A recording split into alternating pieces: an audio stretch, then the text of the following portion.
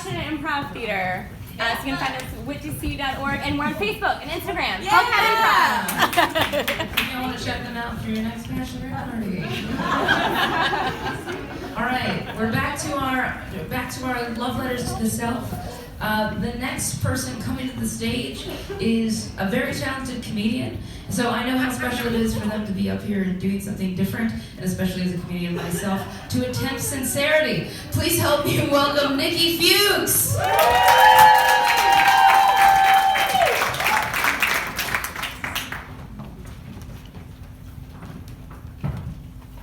Hey everybody, how we doing?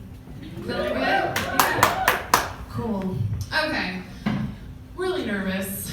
I mean, I've been doing comedy for almost 4 years, and I can come up here and I can tell you really vulnerable stuff with punchlines at the end.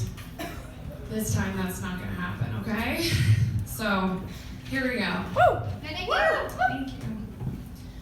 Dearest Nikki, as a young human, you had a lot of struggles. I think we can both agree that the first 18 years of life was a pretty low point for you. Of all the things I struggled with, I think the hardest experience was losing my mother at 11 years old to an accidental drug overdose. She was only 34. Shortly thereafter, I was forced to move from the suburbs of Northern California to a farm in Southern Maryland to live with my father and his wife, where his wife physically and emotionally abused me for 6 years before kicking me out when I graduated high school. In essence, my biggest struggle was surviving middle school, high school, and college without the maternal love and comfort that I required for growth, which in turn left me without any love or respect for myself. Most would agree that what I just read sounds like a real-life Cinderella story, except with one huge difference. I never found a man to save me. I found and saved my own damn self. Don't get me wrong, I tried. Tried to find that person. But as it stands now, my journey is to find the love I needed as a young girl and provide that to myself.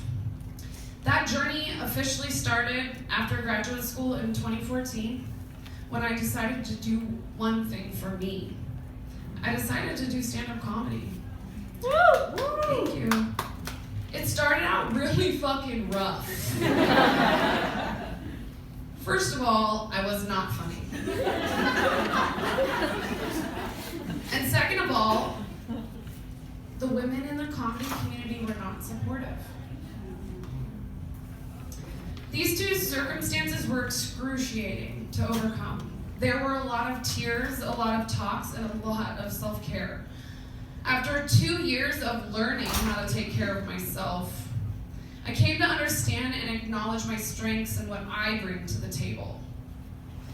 Acknowledging my strengths instead of my weaknesses gave me the confidence to finally be funny. I also had a choice to make.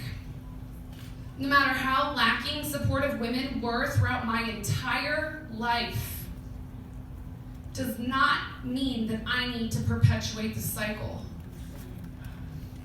So I decided to be kind and compassionate to all of the women in my community, without expectation, and even if it wasn't reciprocated. As time went on and my connections grew, I started the East Coast chapter of the Clitorati. That was in 2017, January 2017. The Clitorati is an all-women's writers collective of comedy. The idea was to build a foundation for the support system I knew every single female comic desperately needed just as much as I did.